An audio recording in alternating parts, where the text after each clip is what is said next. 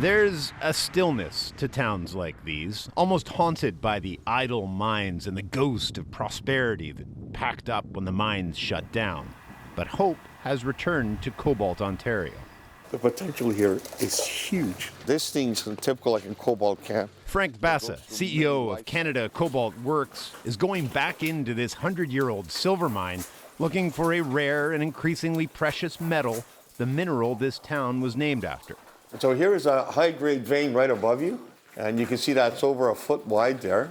See a lot of pink right there. So all of this just right up in here, that's cobalt. Yeah, it's all pink, and that's high-grade cobalt. So what we've done over here... When miners dug this shaft in the 1930s, they knew there was cobalt here, but it wasn't much use back then. Actually, almost anything in here runs cobalt. Mother Nature. Right. You know? And what they did was they just took the high-grade silver. They left all the good stuff behind. They left all the cobalt behind. Well, nobody wanted cobalt in those days, eh? Back then, cobalt was used as an indicator that silver was close by. Now, it's one of the top performing commodities in the world. The price skyrocketed last year as demand soared. What would that mean for this town, for this region?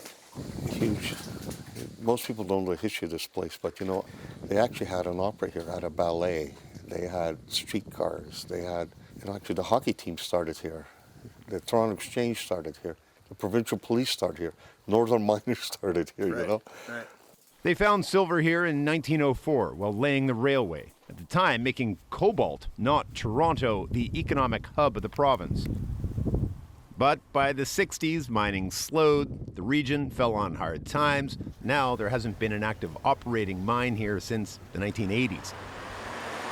And then the girl from the bank would phone the mine. The retired miners still gather most mornings at the old Silver Cafe and rehash tales from the good old days. Everybody was working, everybody had $1 in their pocket.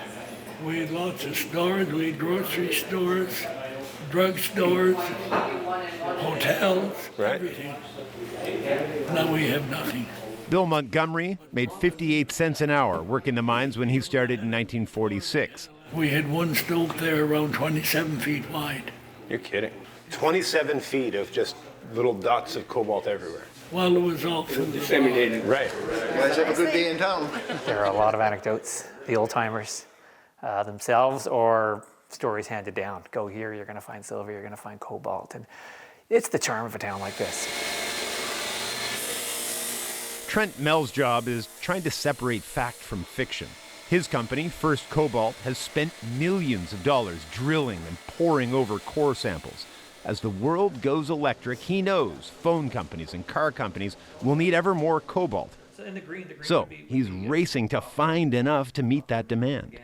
You and I can decide tomorrow to go out and buy an electric vehicle, and a lot of people can make that decision, but we as miners can't respond quickly enough. And so we're on this precipice of a global shortage of cobalt. So we went deep into the woods where First Cobalt is drilling 24 hours a day. I mean, this is a huge operation. The company's lead geologist, Frank Santaguido, and his crew prodding the Canadian Shield looking for signs. So is this what you're looking for? We haven't found any metals or mineralization in this particular rock, but these are the right kind of rocks that the cobalt is found in. Each piece of rock reveals a part of the picture.